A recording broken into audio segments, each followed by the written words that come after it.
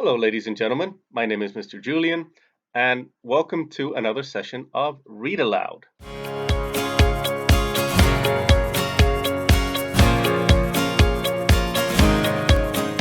Today, we will be reading a story from the Norse myths, all the way from the north of Europe, called The Theft of Thor's Hammer. Now, remember, a myth is not a story that is untrue. A myth is a story that does not fit neatly into the history of a people, and sometimes is the basis to a culture. So, with our friend here, Sven the Troll, all the way from Norway, let us begin our tale. As the sagas tell us, upon waking up in Asgard, which is the land where the Viking gods used to live, the powerful god of thunder, Thor, discovered something terrible. His sacred hammer, Mjolnir, had gone missing. Mad, he started screaming. He shouted all day until suddenly his brother Loki, a mischievous god, arrived and told him, "Keep your voice down, brother. If you scream so loud that giants, which are our enemies, will find out that you are missing your hammer and will attack us.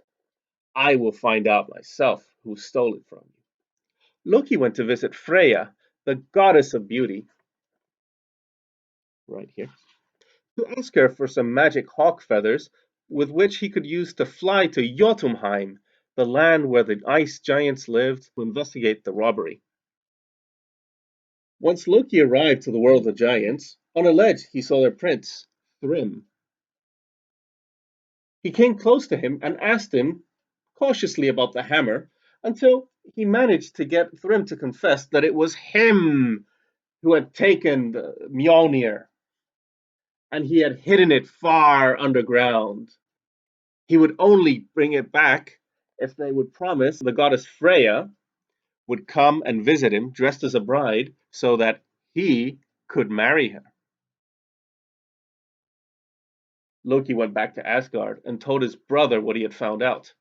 But he had a plan, because he was Loki, to recover the magic hammer. He dressed Thor up as a woman, as if he were Freya herself, the goddess of beauty, and covered his face with a veil. Loki also dressed up as a woman, as if he were her maid servant, and the two of them traveled to the land of the giants.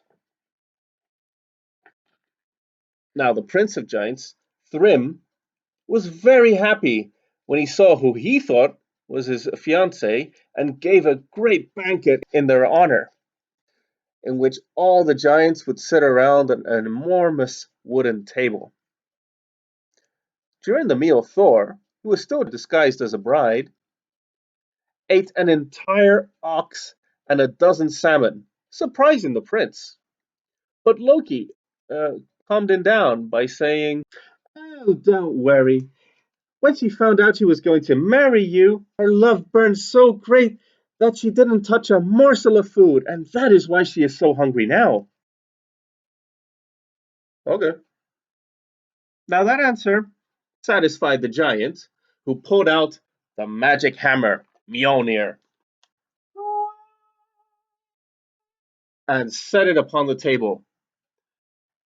Thor saw his moment. And at that moment, the room was filled with thunder and lightning. The table was thrown out of the room with the winds, and Thor killed all the giants. Following that, a strong rain fell upon the land and wiped out all marks of Thor's rage, and the land of the giants became a green pasture. The end.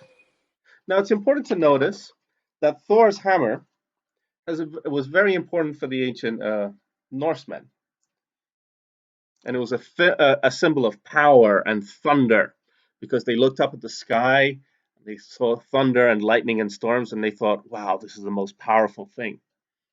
So Mjolnir actually means destroyer, and its creation is a story for another day. Now that we finished the story, I want you to ask yourself, what character traits do you think that the Norse people valued? Now, ladies and gentlemen, I hope you liked the story very much, and I would like to see you again. Take care.